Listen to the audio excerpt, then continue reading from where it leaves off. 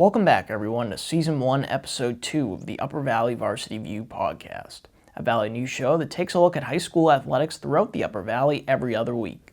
I'm your host, Mike Coughlin, and this week we're digging into Lebanon High girls tennis and White River Valley High baseball. This week we have Raiders head coach Rob Johnstone on the show, whose squad is 4-1 to start the season after winning the NHIAA Division III state championship last season. Also on the show is Wildcats baseball coach Devin Cilley. White River Valley baseball has also gotten off to a strong start this season at 2-0 and will look to get over the hump and secure a VPA Division III state championship after finishing as the runner-up the last 3 seasons.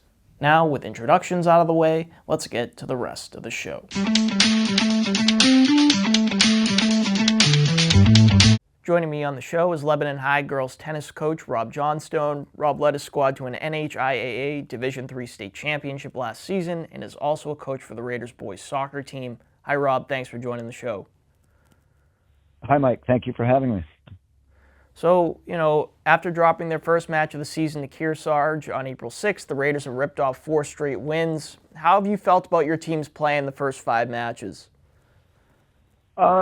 Actually, I felt really good about it. A couple of things. That first match against Kearsarge was a semifinalist last year and returned 7 of its 8 top players, whereas we had only had 3 girls in the entire program who had ever actually played in a match. So we gave them a good run. A couple of we lost 6-3. A couple of those were as tight as they get. So that was a loss, but it was a good sign. And then since then, we've had several convincing wins.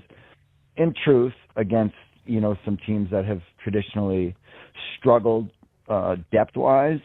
But nonetheless, we're very happy that we're getting some results as girls are getting some critical experience, because for some of them, that Kearsarge match, it was our first time outside this year. So for some of them, it was literally their first time playing tennis outside against somebody else. Right, and just a few years ago, there were questions about whether there would even be a girls' tennis team at Lebanon High, and now the program has a state title and has been to another state final. Could you speak to the growth of the girls' tennis program at Lebanon High? Yeah, it's kind of I find it an interesting cycle. So years ago, certainly during my tenure as a soccer coach, which is 30 years or so, 30 years plus, there was an established girls tennis team at Lebanon. Then, and I'm not sure why, it went away for several years. There was no team at all. I'm going to say around 2015, 16, 17, around that time, some girls expressed interest in starting it back up. My son Owen happened to be playing for the boys team at the time, and I would help out with those practices. That's kind of what led to me saying, okay, I'll give it a try. So those first few years, again, nobody with any experience, but there was definite interest that started to grow. It went from 8 girls to 10 to 12. Not necessarily getting results. We did make the playoffs, I think, after our 3rd year, which was good, which was a huge step. Then COVID hit. COVID was as it was for across the board for so many things. COVID kind of wiped things out. It was a strange season without matches. Then that next year, I spent a semester in Dubai where my wife had a job. That year, so coming off of COVID, not that I have anything to do with this, but I wasn't there. There wasn't a girls' team that year. So there's this little blip. So it went away, it came back, it went away for another year. And since then,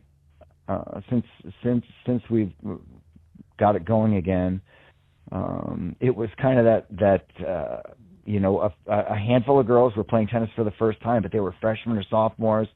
They just, over that 2, 3, 4-year development cycle, which culminated last year in a state championship. So really neat. Some athletes without much tennis experience, not all of them, some had a little bit. That developed, you take an athlete, you get them reps, and again, it got to the point we made the semis. Then we made the finals, and then we actually won it last year. So it's been a cool story. Right, and speaking of your state title, how do you think your team so far has dealt with, the pressure of being the defending champs and, the old cliche, having a target on its back? Just your thoughts on that. Well, I think I have some perspective just because being the coach of two sports, soccer, they're both team sports, although tennis, the subset within the team sport it is an individual sport.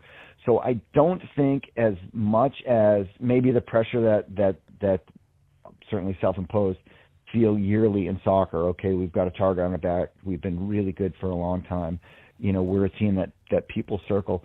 Tennis is interesting. We got the title, which was amazing, but within that, it's still 6 singles matches and 3 doubles matches. So I think, Mike, the 2 girls that returned with match experience, 3 girls with match experience, they would feel some bit of pressure because they were very successful last year, won a lot of matches. But the other girls, it's a totally new experience. I don't think they're feeling, the weight of the mantle of Lebanon girls tennis because they're feeling the weight of, I've never played against someone else before. I got to sort this out. Right. If that makes sense. Right, and your last match played was April 15th. The team's not scheduled to play another regular season match until May 4th at Interlakes. What sort of an impact does this long stretch without a match have on a spring team? Well, and again, if this were soccer season, I would be going out of my mind. When you get there for preseason and you have your few days of doubles, and then really everything is laid out so clearly. What's unique about the spring, not particularly a school like Lebanon, is not only is there a vacation in the middle of it, but our vacation doesn't line up with other schools' vacations. So we don't schedule matches during this week as we're speaking because so many girls are away for break, college visits, other things, family things. And you need 6 minimum who can play singles in order to have a match. It's not like you have a roster of 25 soccer players where, okay, a couple of kids away, you can deal with it. But the other twist is our vacation week doesn't line up with probably, I would say, 80% of the other schools in New Hampshire. So that's why it's this long break. So we're off this week due to lack of players. Everybody else is off next week due to vacation issues. So what happens is, we have 6 matches. 1 got canceled,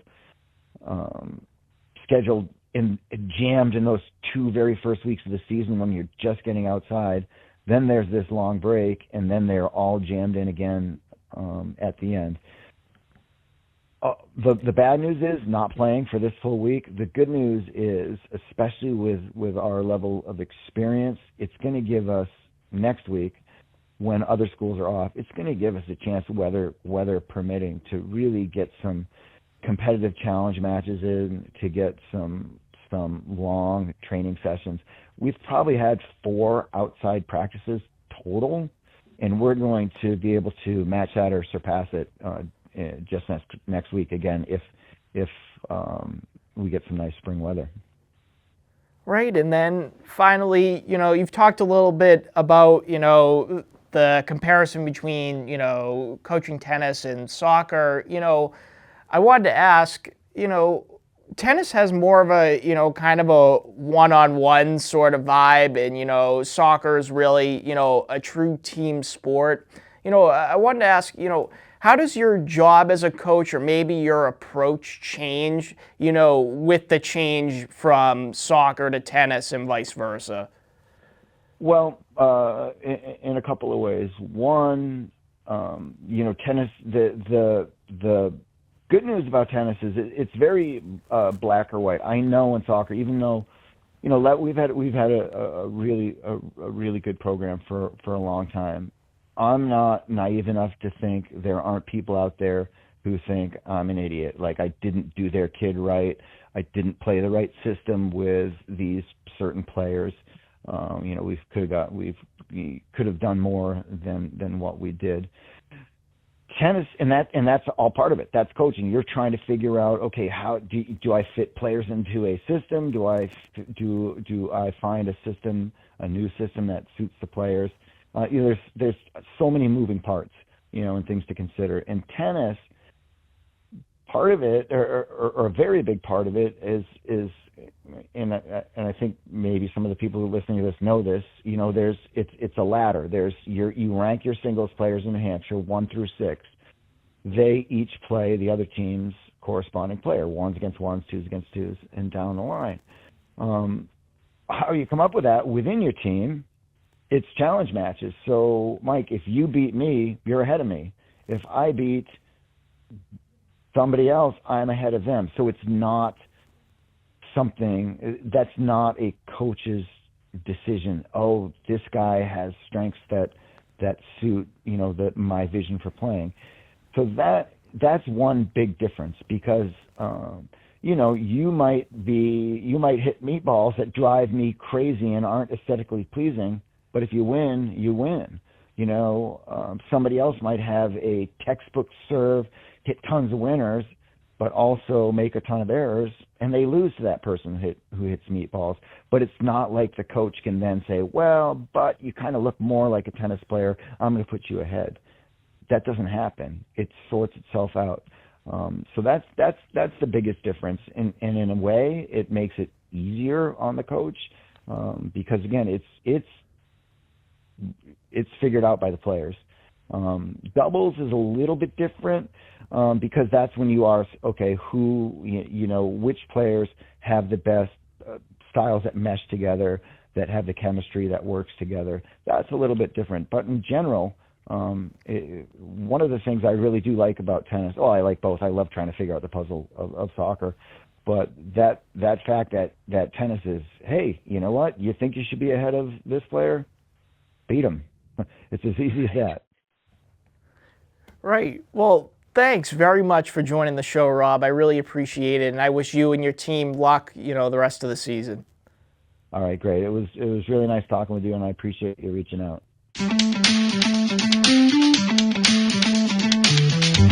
Now with me on the show is White River Valley High head baseball coach Devin Cilley.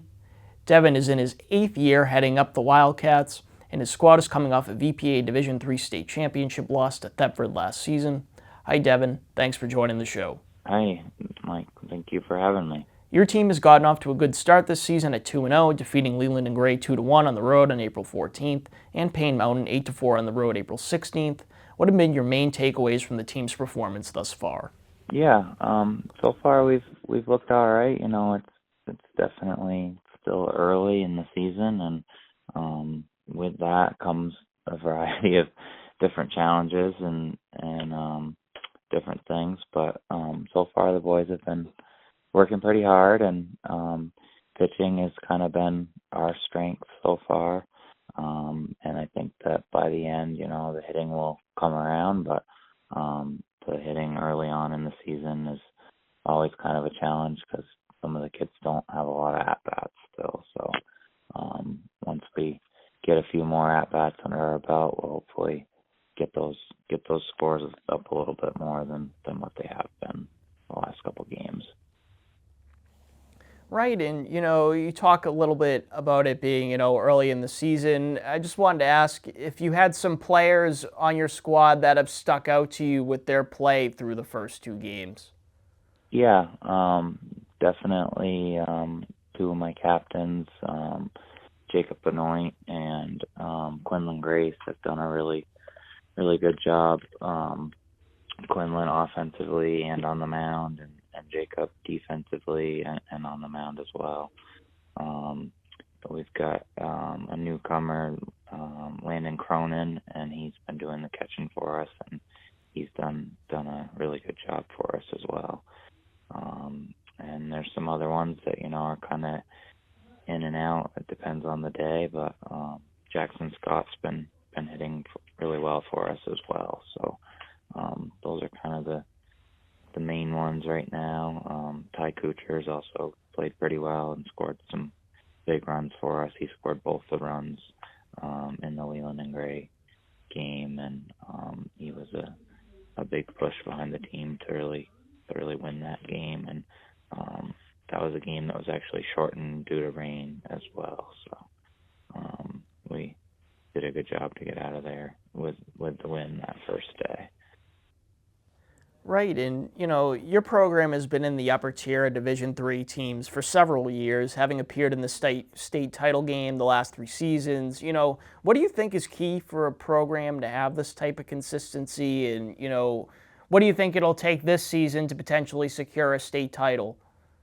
Yeah, so we've been in the finals the last 3 years in Division III, but we've actually been in the finals for the last 7 years, because we've gone back and forth between Division III and Division IV.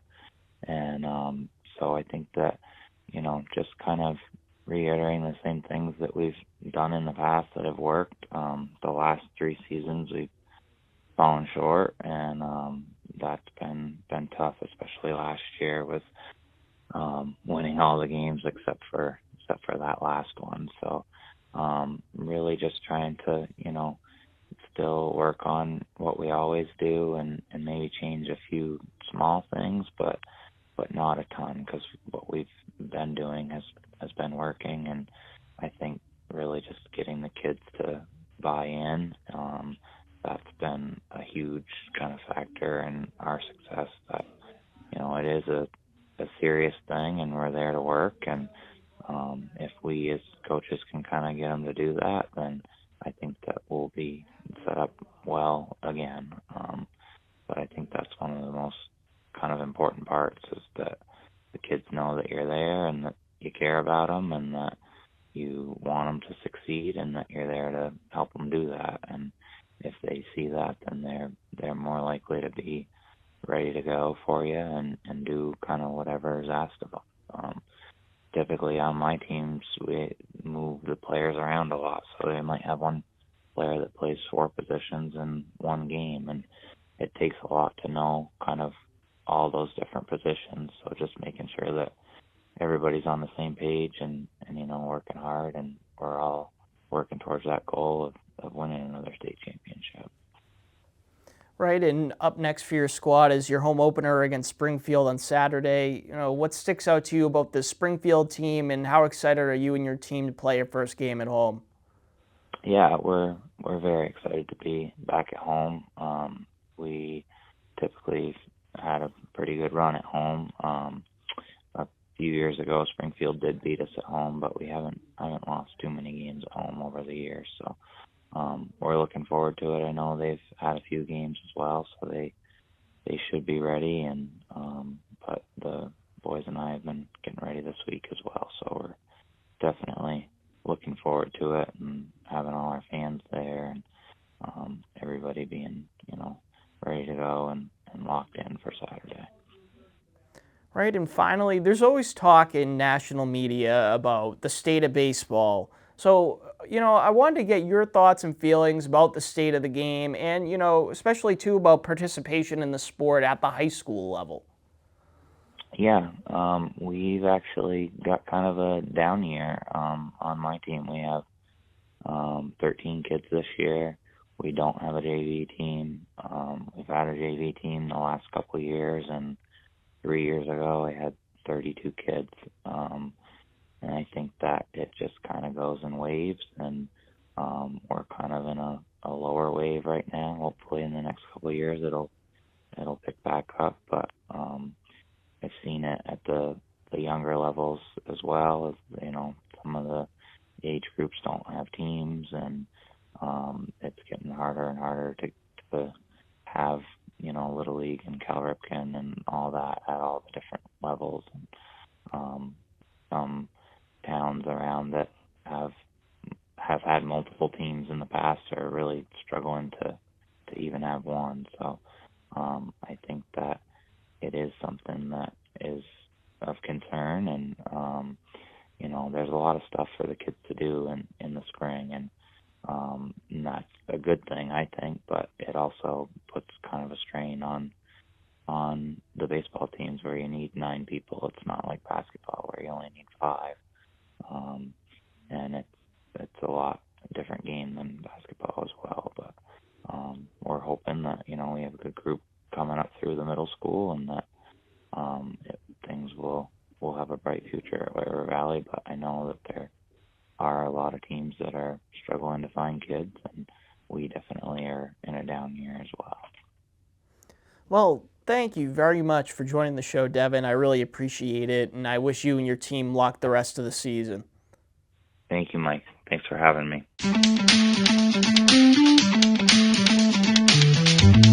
And that was Season 1, Episode 2 of the Upper Valley Varsity View podcast. As always, thanks for listening.